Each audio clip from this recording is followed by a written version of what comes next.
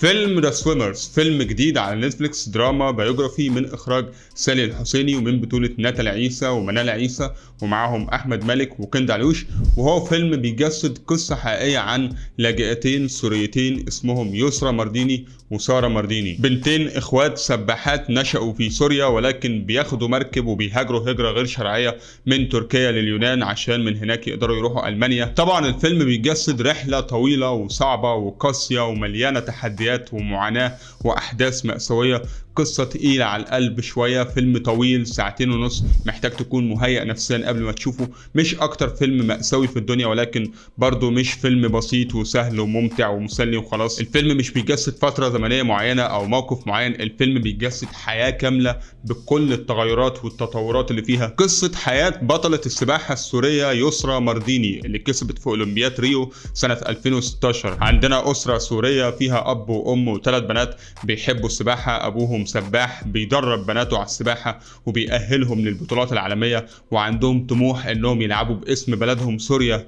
في الاولمبياد. ولكن سوريا فيها مشاكل سياسية وحرب، المنطقة اللي قاعدين فيها مش امان اطلاقا، ممكن يتعرضوا للقصف في اي لحظة وبيتعرضوا لمشاكل كتير تعوقهم على انهم يحققوا اي شيء بخصوص السباحة. ولكن بعد محاولات اقناع طويلة البنتين بيقدروا يقنعوا اهلهم وبيروحوا مع نزار ابن عمهم اللي بيعمل دوره احمد مالك، وبيقرروا انهم يهاجروا لألمانيا بحثا عن شرارة امل. مركب وسط البحر فيها لاجئين من بلاد مختلفة رايحين بشكل غير شرعي لبلد بكل تأكيد مش هتعملهم كويس وهتعملهم على انهم لاجئين. رحلة طويلة مليانة تحديات كفيلة انها تقضي عليهم وعلى نفسيتهم بشكل كامل، ولكن عندهم امل، عندهم طموح، عندهم اهل عايزين يشرفوهم ويرفعوا راسهم ويخلوهم فخورين بيهم. واحد من اجمل الافلام اللي شفتها في حياتي، وواحد من افضل 10 افلام نزلوا سنة 2022. قصة مؤثرة بشكل مش طبيعي، عياط من هنا للسنة الجاية، وده بيرجع لمستوى الاخراج الاحترافي جدا من المخرجة المصرية سالي الحسيني. الست دي عليها كادرات وفريمات كافية انها تخليك مندمج بكل تركيزك ومشاعرك مع الاحداث. مشهد الاسرة وهي بتعاني من عدم الامان في سوريا، مشهد المركب في وسط البحر، المشاهد اللي بتصور لنا حال اللاجئين في الدول الاوروبية. دي ميزة انك تكون عندك قصة عايز فعلا تحكيها من كل قلبك. كل الاحداث دي انت فعلا بتشوفها من منظور شخص بيكلمك من خلال حركة الكاميرا وزوايا التصوير والوان المشاهد. واكتر حاجة عجبتني في الاخراج ان في رمزيات كتير جدا عن الحرية، في مشاهد طيور فوق البحر، في مشهد لبغبغان عندهم اسمه لولو بيطير.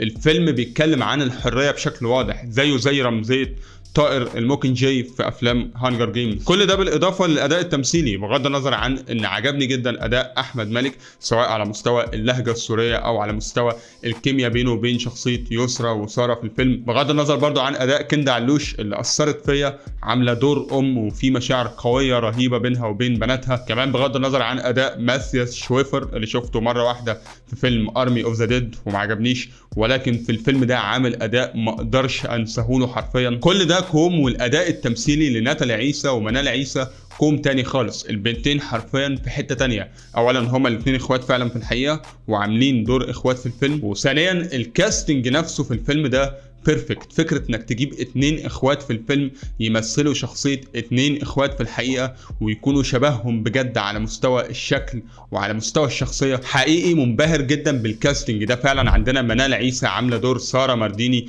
البنت القوية العنيدة الواثقة من نفسها.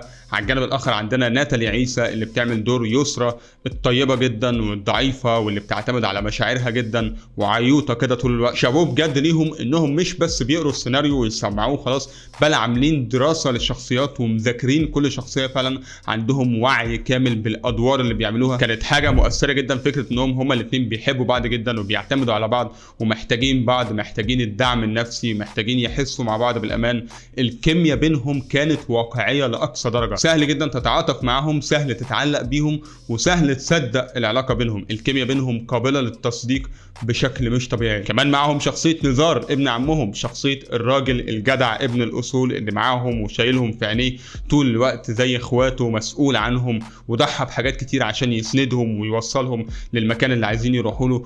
وبصراحه ابدع في كده جدا احمد مالك، تقريبا ده افضل اداء ليه بالنسبه لي. مش بس كده، الفيلم كمان مدي سبوت عالي جدا على شخصيات الناس اللاجئين اللي كانوا معاهم في المركب. عايز يقول لك انهم كانوا كلهم في مركب واحده، وبرغم اختلافاتهم في العرق والجنسيه والدين والبلد، ولكن كلهم مشتركين مع بعض في نفس الحلم اللي عايزين يوصلوا له. الفيلم مليان مشاعر وحاجات مؤثره هتخليك تفضل تعيط طول الوقت. ما عنديش ادنى فكره ايه مدى ترابط الفيلم ده مع الاوسكار. لحد دلوقتي ما اعرفش الاوسكار اصلا بتشتغل ازاي، بس بصراحه بسال نفسي ايه اللي يمنع فيلم زي ده من انه يترشح لاوسكار افضل فيلم غير ناطق باللغه الانجليزيه باين او حاجه زي كده. اعتقد طبعا هياخد جوائز بشكل عام، وهو فعلا على فكره فيلم اتعرض في مهرجان لندن السينمائي ومهرجان القاهره السينمائي وحاجات زي كده. يعني فيلم مؤثر جدا، انصح بمشاهدته بكل تاكيد، خالي من اي عيوب، فيلم متكامل حرفيا من جميع الجهات. ولكن زي ما قلت فيلم مش سهل وتقيل جدا على القلب، مش مجرد فيلم نتفليكساوي تفتحه وتاكل فشار وخلاص. وبصراحه فيلم خلاني اعيش تجربه ما عشتهاش قبل كده وما اعرفش عنها حاجه. قبل الفيلم ده ما كنتش اعرف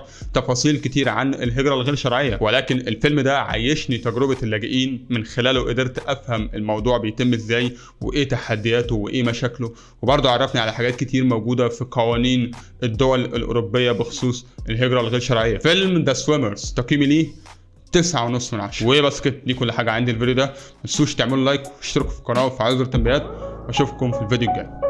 سلام.